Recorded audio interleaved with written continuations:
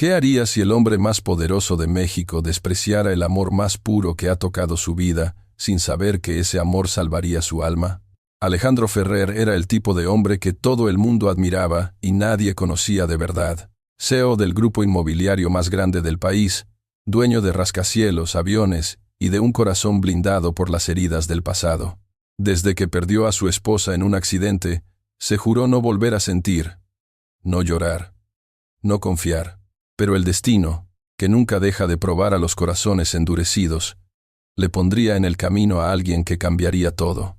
Camila Reyes, una joven niñera humilde que no conocía de lujos, pero sí del amor más sincero que puede existir, el que no espera nada a cambio. Lo que Alejandro no imaginaba era que esa mujer a la que contrató solo por necesidad y desprecio se convertiría en el espejo que lo obligaría a enfrentarse a su propia oscuridad y en el faro que lo guiaría hacia su redención. A veces, el amor no llega con flores ni promesas, sino disfrazado de humildad, sacrificio y fe.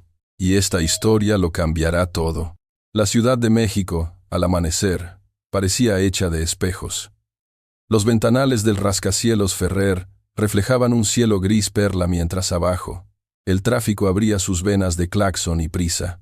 En el ático, un penthouse de líneas minimalistas y silencios calculados, todo estaba dispuesto para que nada desentonara con la vida de su dueño. Superficies impecables, arte contemporáneo, un piano de cola que casi nadie tocaba, y una vista que convertía a la ciudad en maqueta. Alejandro Ferrer comenzaba el día como siempre. 3 correos urgentes antes del expreso, una videollamada con Singapur a las 6, otra con Monterrey a las 6:30. De fondo, una alarma discreta marcaba las rutinas de su hijo, Mateo, un niño de 7 años con ojos de agua y un silencio selectivo que la psicóloga describía como duelo congelado. Mateo no hablaba mucho desde el accidente. Con su madre, Elena, se había ido también la versión luminosa del mundo. La casa funcionaba como una empresa. Había una directora, la señora Ortega, administradora doméstica con décadas de mano dura. Había protocolos. El piano se limpia a las 9. El niño desayuna a las 8. El señor Ferrer baja a las 8:20. A las 8:30 llega el chofer. A las 9:10, la mucama cambia las flores. La vida, a punta de horarios, podía parecer perfecta. Lo único que fallaba era lo que Alejandro controlaba peor: las emociones. Desde la muerte de su esposa, la mansión en Las Lomas había sido reemplazada por el penthouse con helicóptero en la azotea, y una nueva promesa: el dolor no entra si todo está blindado. Con el tiempo aquella promesa se volvió ley. Alejandro aprendió a despedir antes de escuchar, a exigir antes de agradecer, a reprimir antes de recordar. Ese mismo martes, un expediente aguardaba sobre la barra de mármol. Candidata a niñera, Camila Reyes. Venía con cartas de recomendación, cursos de primeros auxilios, referencias de una agencia reputada. La señora Ortega las había revisado con marcador rojo. Prolija, puntual, antecedentes limpios. Barrio de origen, Iztapalapa. Hizo una mueca apenas visible, una grieta en la porcelana. Podemos traerla a prueba por 15 días. Alejandro no miró la foto por más de un segundo. Vio una joven de 26, cabello recogido, uniforme sencillo, mirada franca. Contrátela. Si no funciona, se va. En el mundo Ferrer, las personas eran soluciones temporales. Camila llegó esa tarde bajo una lluvia caprichosa que apagaba y encendía el sol. Se presentó con el respeto de quien sabe que cada gesto es observado.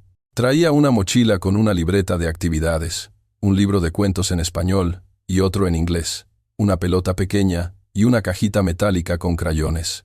La señora Ortega la guió por el penthouse, como quien escolta a una recluta. Estudio, sala principal, cuarto de juegos, habitación de Mateo. Allí todo era de buen gusto. Estantes con juguetes caros sin huellas de uso, una cama de madera clara, una lámpara en forma de planeta. Faltaba quizá la prueba de que un niño vivía allí de verdad. Reglas, recitó Ortega con la voz entrenada. No fotos, no redes sociales, no contacto con la prensa, no improvisaciones con salidas. Alimentación aprobada por la nutrióloga. El niño no debe llorar. El señor Ferrer no tolera desórdenes. Camila asentía, memorizando. Llevaba años trabajando con niños en familias que confundían el cuidado con la etiqueta. Había aprendido a encontrar el resquicio por donde entran el juego y la confianza. Conoció a Mateo esa misma tarde. Él estaba sentado en el alféizar, viendo la ciudad desde arriba, la frente apoyada en el cristal. Camila tocó la puerta. ¿Puedo pasar? No obtuvo respuesta, solo un leve giro de ojos. Se acercó sin invadir, dejando su mochila a distancia. Me llamo Camila. Soy la nueva amiga de juegos. Podemos probar un rato y si no te gusto, me voy. Él bajó la mirada al piso, como si aquella posibilidad, la de perder, fuera demasiado familiar. Camila sacó la cajita metálica. La colocó en el suelo. Tengo un misterio. Dicen que los crayones hablan si uno se calla suficiente. Mateo parpadeó. Ella esperó. Pero solo hablan cuando dibujas lo que más extrañas. Un silencio denso se instaló, distinto al silencio de costumbre. El niño bajó del alféizar con cuidado. Tomó un crayón azul y otro amarillo. En el papel apareció un círculo torpe con rayos, un sol. Luego, una figura de palitos con cabello largo y una sonrisa. Camila no dijo, «Qué bonito», ni «tu mamá». No señaló el dolor con un foco. Solo dibujó a un niño de palitos con una capa roja, al lado. Le puso una estrella en el pecho. Mateo se detuvo, lo miró, y la capa cambió de rojo a naranja con una franja azul. Había nacido un pacto silencioso. Se podía nombrar la ausencia sin romperla. Desde el pasillo, la señora Ortega observaba con recelo. No le gustaba lo que no controlaba, y la ternura era una de esas fuerzas que desordenan.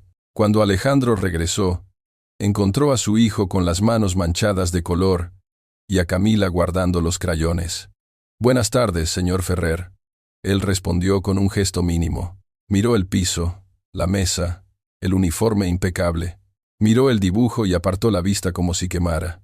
«Que cene a las 8», ordenó. Ella asintió. Claro, la noche, desde aquella altura, parecía un océano de luces. Camila se fue con la sensación rara de haber abierto una ventana en una casa sin corriente de aire. En el elevador, apretó contra el pecho la libreta cualquiera, como si fuera un talismán. En su teléfono, un mensaje de su madre vibró. «¿Cómo te fue, hija?» Camila grabó una nota de voz mientras bajaba. «Creo que bien. Ma, el niño tiene mucha tristeza, pero es valiente.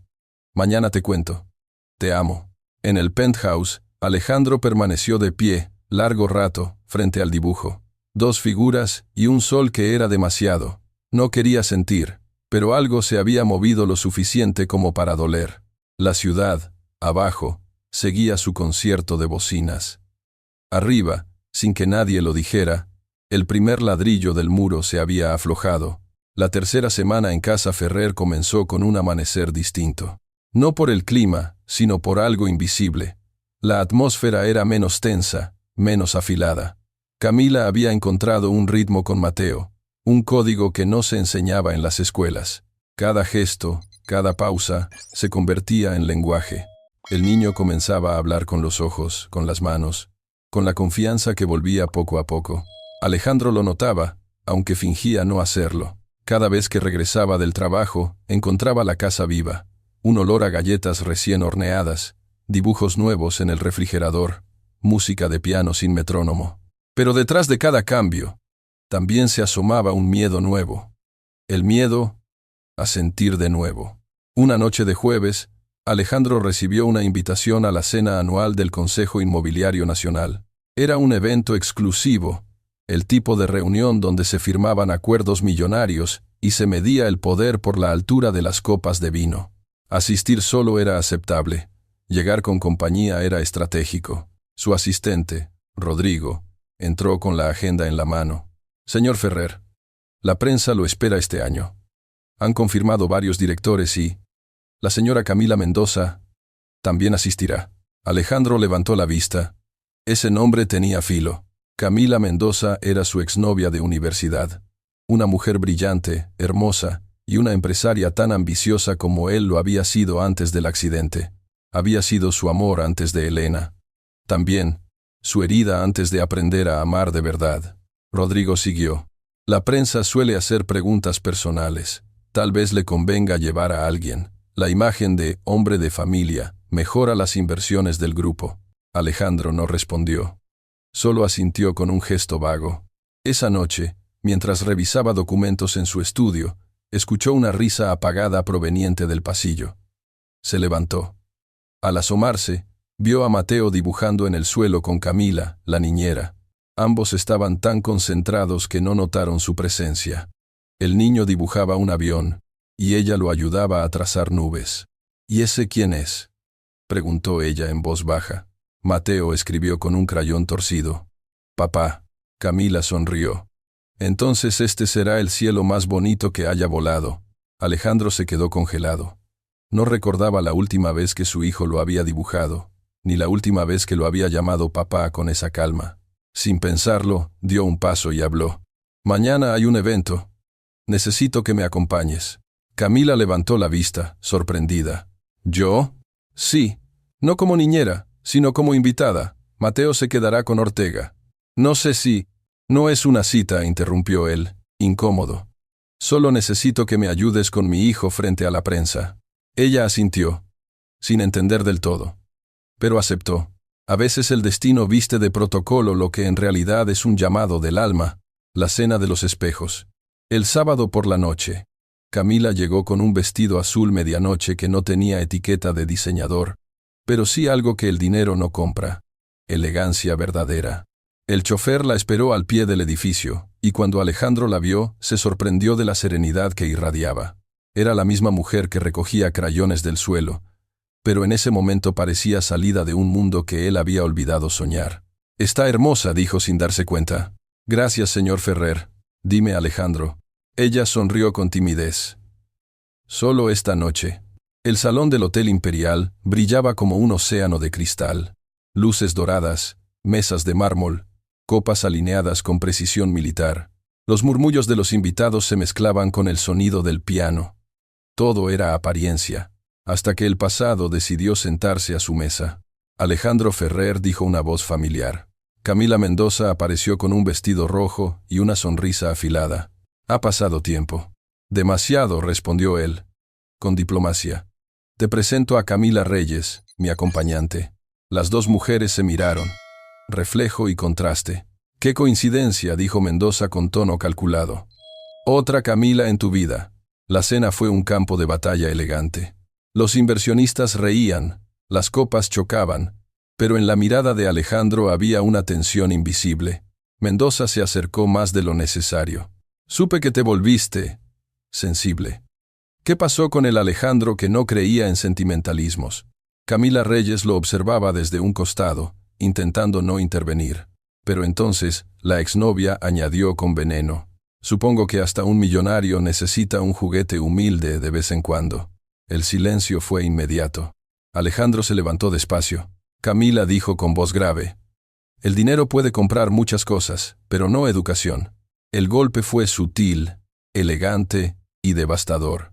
La prensa, que había captado la escena, giró sus cámaras. Camila Reyes quiso desaparecer, pero Alejandro le ofreció su brazo. ¿Bailamos? El piano cambió de ritmo, y bajo las luces, comenzaron a bailar. Camila temblaba, sin saber si debía agradecer o huir. No tenía que defenderme, susurró. No te defendí a ti, respondió él. Me defendí de lo que fui. El baile duró apenas 2 minutos, pero fue suficiente para que el rumor recorriera toda la sala. El frío Alejandro Ferrer, bailando con su niñera. Cuando regresaron al penthouse, el silencio pesaba como un secreto. No debí llevarla, dijo ella. No debí dejar que me importara, contestó él. Y ahí, en esa frase, comenzó la grieta por donde entró la luz. Los días siguientes trajeron calma aparente, pero algo había cambiado en Alejandro. Empezó a acompañar a su hijo a las terapias. Se quedaba mirando, sin hablar, mientras Camila jugaba con Mateo a construir puentes de cartón.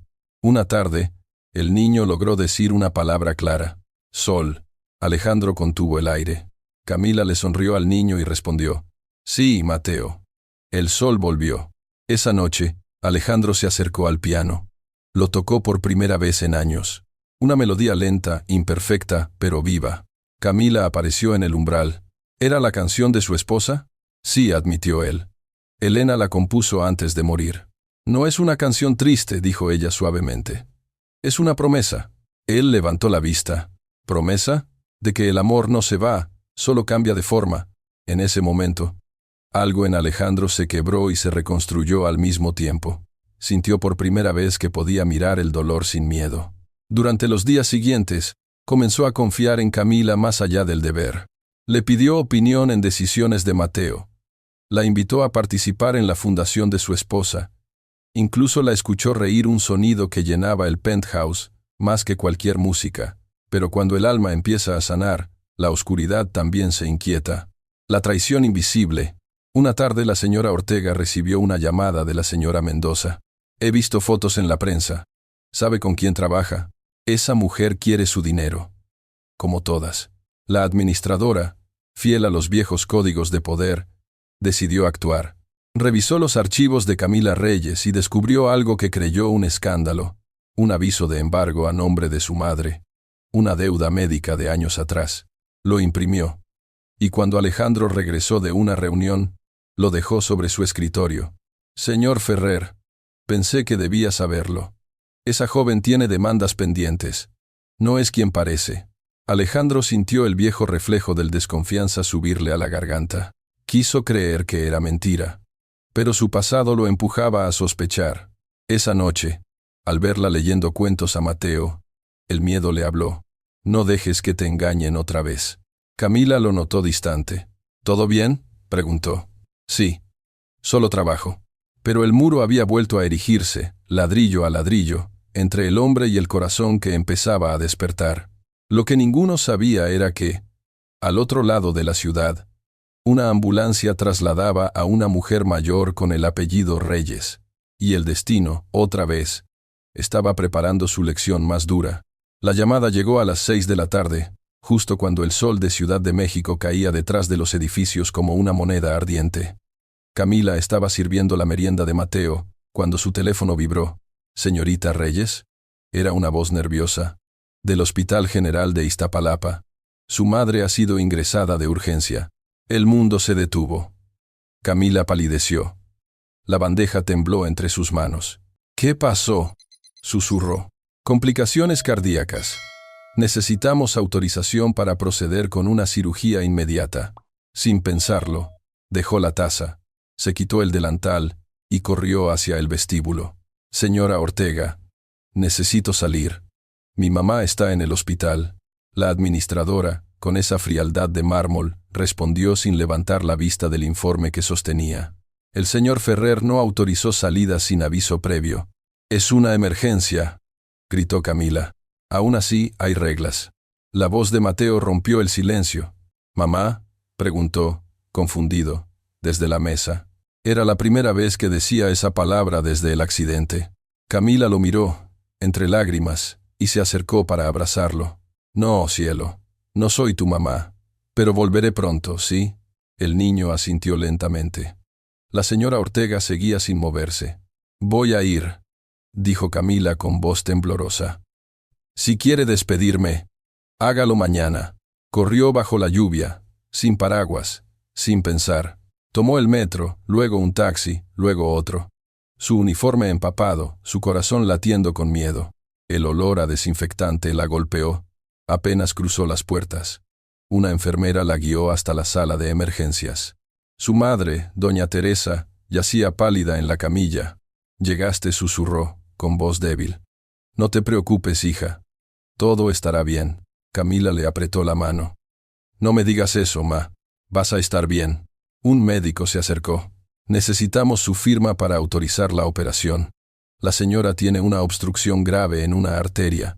El procedimiento cuesta alrededor de 120,000 pesos». Camila se quedó helada. «No tengo esa cantidad.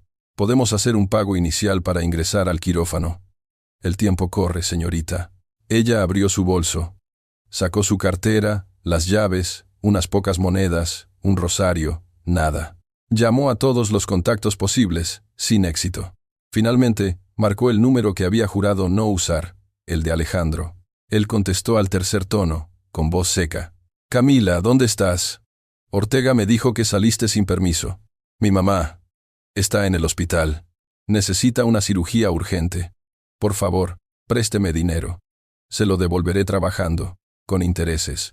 El silencio al otro lado se hizo eterno. Camila, dijo finalmente, no sé si puedo confiar en ti. Ortega me mostró tus deudas. No quiero que se aprovechen de mí otra vez. Sus palabras fueron como una bofetada. Camila respiró hondo, con el alma rota. No le estoy pidiendo caridad. Le estoy pidiendo fe. No puedo transferir sin revisar, insistió él. Espera a mañana. Mañana ya será tarde. Y colgó. El teléfono resbaló de sus manos. Se apoyó en la pared, llorando en silencio. La enfermera la tomó del hombro. Podemos intentar un tratamiento temporal, pero necesita firmar. Camila firmó.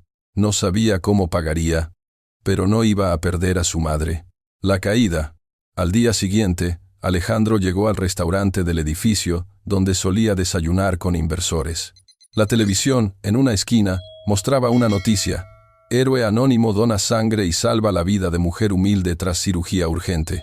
El nombre del hospital le resultó familiar. Pidió la cuenta y salió sin terminar el café. Llegó al hospital media hora después. Cuando preguntó por Camila, una enfermera lo reconoció. ¿Es usted el señor Ferrer? Ella está en la sala 4. Pasó toda la noche afuera. Vendió su teléfono y su reloj para cubrir la entrada del quirófano. Alejandro sintió que el suelo se le hundía bajo los pies. Empujó la puerta y la vio dormida en una silla, con la cabeza recostada en la cama de su madre. Tenía las manos llenas de tinta azul, las firmas de los formularios que había llenado una y otra vez. Se acercó sin hacer ruido y le colocó una chaqueta sobre los hombros.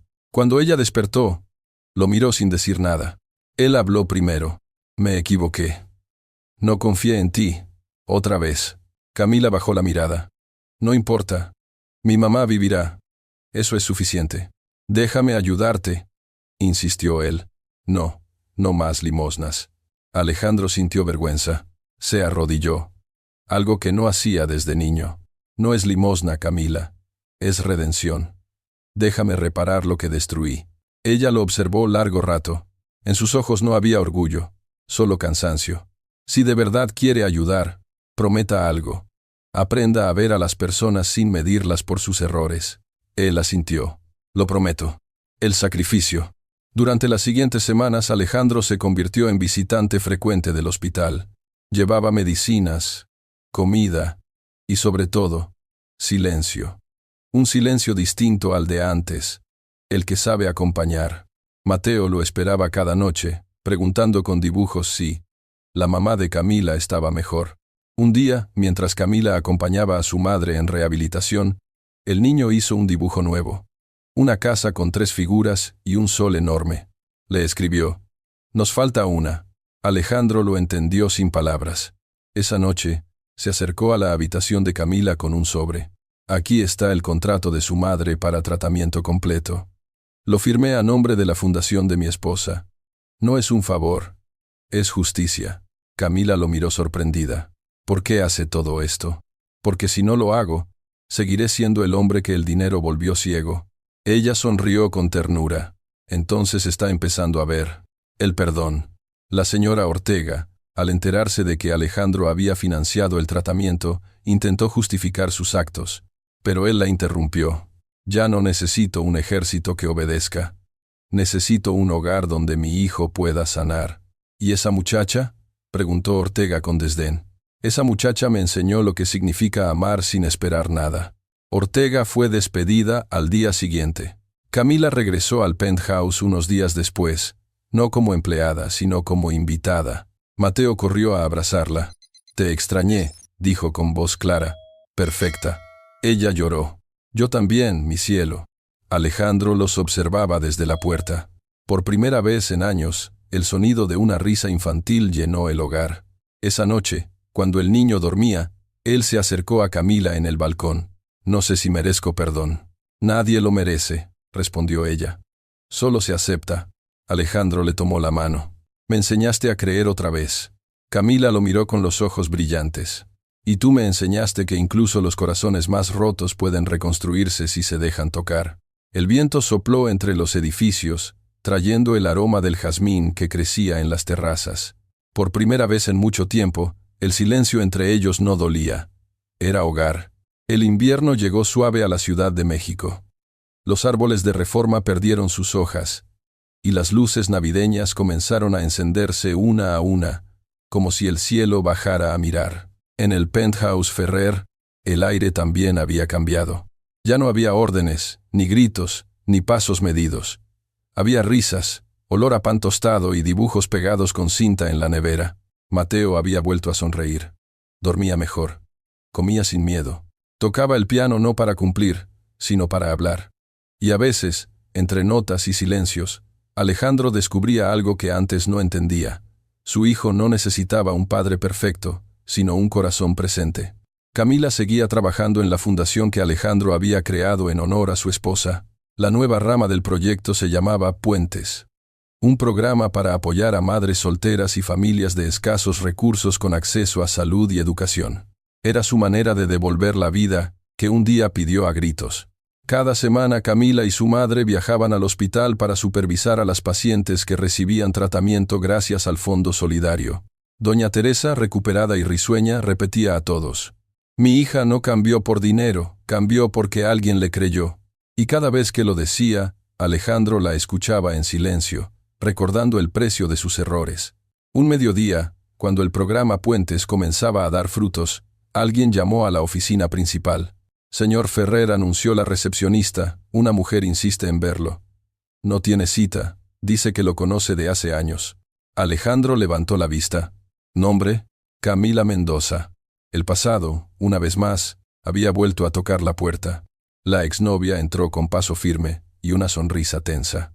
«Así que ahora eres un santo», dijo, recorriendo la oficina con la mirada. «Fundaciones, ayudas, fotos con niños pobres. Te volviste un espectáculo de redención». Alejandro respiró hondo. «Si viniste a burlarte, no tengo tiempo». «No vine a burlarme», respondió ella, dejando una carpeta sobre el escritorio. «Vine a advertirte.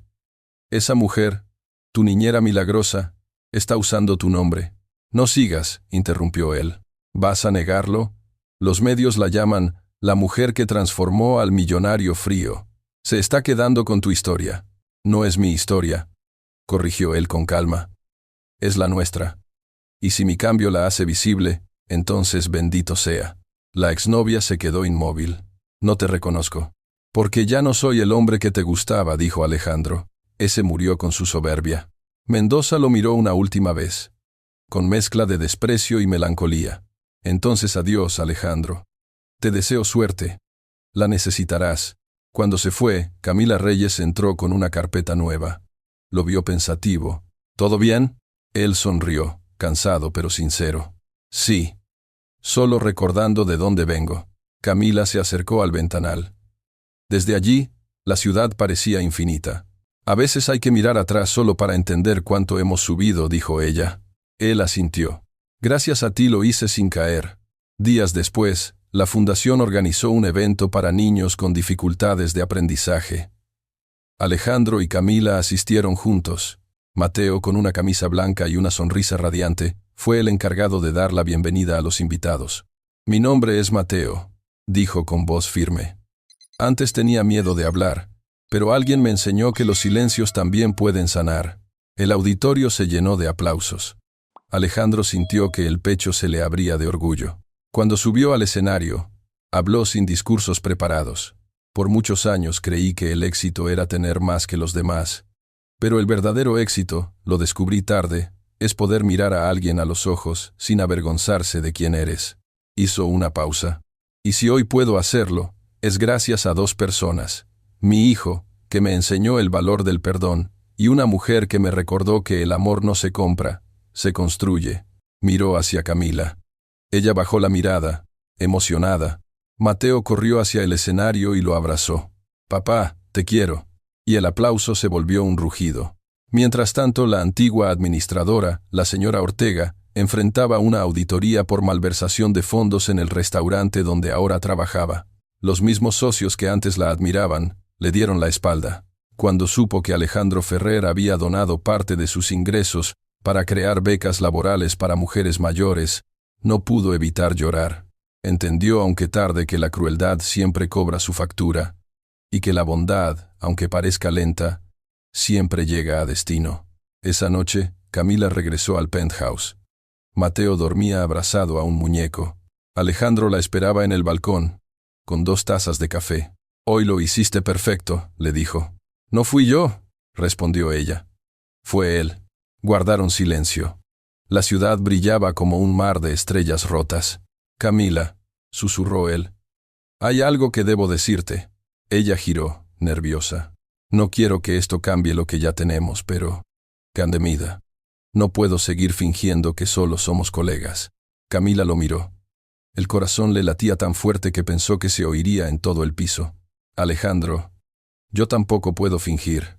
Él dio un paso, luego otro, y cuando sus manos se encontraron, ya no eran las de un jefe y una empleada, sino las de 2 almas que habían sobrevivido a su propio orgullo. «¿Sabes qué es lo más difícil de amar?», preguntó él. «¿Qué?». «Perdonarse a uno mismo». Camila sonrió, con lágrimas brillando. «Entonces empecemos por ahí».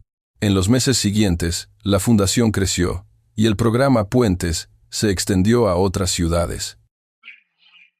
Camila y Alejandro trabajaban juntos, no solo como socios, sino como compañeros de camino. Mateo volvió a la escuela, escribió su primer cuento y lo tituló «La casa donde volvió la luz». «Ya van. Arrama. Ya van. Ya van». En una entrevista, un periodista preguntó a Alejandro, ¿qué cambió su vida? Él respondió sin dudar, un gesto de bondad de alguien que no esperaba nada. Porque al final, la redención no llega con grandes actos, sino con pequeños milagros cotidianos. Una palabra amable, una segunda oportunidad, una fe que se niega a morir. La verdadera riqueza no está en lo que poseemos, sino en a quién elegimos amar cuando ya no tenemos miedo de perder. El calendario marcaba el final de año. Ciudad de México se vestía de luces y campanas, y el aire olía a esperanza. En el corazón del Parque Lincoln, bajo un cielo salpicado de estrellas, la Fundación Puentes organizaba su primera gala al aire libre. No era un evento de lujo, sino de propósito. Cientos de familias beneficiadas se reunían para agradecer, compartir y celebrar la vida. En el centro del escenario, una pantalla proyectaba imágenes de los proyectos realizados durante el año. Hospitales reconstruidos, becas otorgadas, niños aprendiendo piano, mujeres retomando sus estudios. Camila, vestida con un sencillo vestido color marfil, observaba cada escena con los ojos humedecidos. A su lado, Alejandro sostenía la mano de su hijo, que no dejaba de sonreír. «¿Recuerdas cuando todo esto era solo un sueño?», preguntó ella. «Recuerdo cuando yo ni siquiera sabía soñar», respondió él, mirándola con ternura. Un locutor anunció: «Damas y caballeros, damos inicio a la última parte de la noche. Las palabras del fundador de Puentes, el señor Alejandro Ferrer». Los aplausos estallaron. Alejandro subió al escenario, respiró profundo y habló sin papeles. Cuando uno pasa la vida corriendo tras el éxito, olvida algo esencial. El alma también tiene hambre. Hambre de amor, de perdón, de propósito. Hizo una pausa, y su mirada se perdió un instante entre el público. «Yo fui un hombre ciego.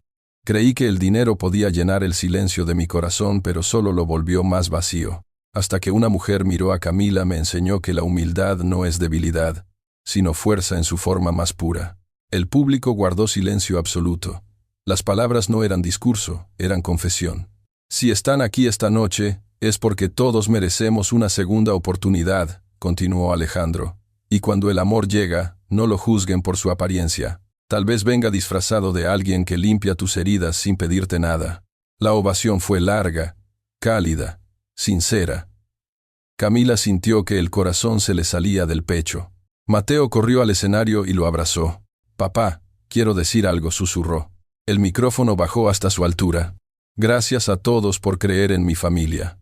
Antes tenía miedo de hablar, pero ahora sé que cuando alguien te escucha con amor, ya nunca vuelves a tener miedo». El público se puso de pie, y entre los aplausos, Alejandro bajó, tomó la mano de Camila y la llevó al centro. «Esta historia», dijo él, «no comenzó con riqueza, sino con una mirada que me enseñó a ver. Camila, Gracias por recordarme quién soy. Ella lo miró, y con voz temblorosa respondió, y gracias a ti por demostrarme que hasta los corazones rotos pueden amar otra vez. Entonces, bajo las luces cálidas y el murmullo del público, se abrazaron. No fue un beso de película, sino uno real, suave, limpio, lleno de promesas. La cámara de un periodista captó el instante exacto.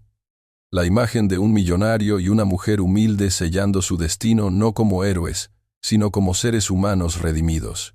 El amanecer se filtraba por los ventanales del nuevo hogar Ferrer Reyes, en las afueras de la ciudad. No era un palacio, sino una casa cálida, llena de cuadros pintados por Mateo y flores plantadas por doña Teresa. Camila preparaba café mientras Alejandro revisaba planos para la nueva sede de la fundación. Mateo, ya de 8 años, jugaba en el jardín con otros niños beneficiados del programa. Alejandro se acercó y abrazó a Camila por detrás. «¿Sabes qué pensé esta mañana?», susurró. «¿Qué?». «Cancipurea, que si no hubieras entrado a mi vida como niñera, todavía estaría buscándote sin saberlo». Ella rió. «El destino tiene maneras raras de emparejar a la gente». «No fue el destino», dijo él, mirándola. «Fue Dios». El viento movió las cortinas. El reloj marcaba las 8. Afuera, el cielo se encendía de naranja. Camila apoyó la cabeza en su hombro. «¿Y ahora qué viene?». «Seguir amando», respondió él. «Porque la historia no termina cuando se encuentra el amor. Apenas empieza cuando se decide cuidarlo». Narrador voz. En off. Cinematográfica. A veces, el mundo parece dividirnos por clases, títulos o apariencias. Pero la vida, esa maestra silenciosa, siempre encuentra la forma de recordarnos lo esencial. Que la bondad nunca pasa de moda. Que el amor no se compra. Y que el perdón es el milagro más poderoso que existe. Alejandro creyó que el éxito era tenerlo todo, hasta que lo perdió todo menos una cosa: la oportunidad de cambiar. Camila demostró que incluso en la humildad más sencilla puede habitar la grandeza que transforma corazones. Y Mateo fue la voz de un amor que volvió a hablar. Porque cuando el orgullo cae y la ternura toma su lugar, la vida reescribe su propia historia. Si esta historia tocó tu corazón, deja tu me gusta, compártela con alguien que necesite creer otra vez en el amor, y suscríbete para ver más historias donde la humildad vence al orgullo y la fe transforma el destino.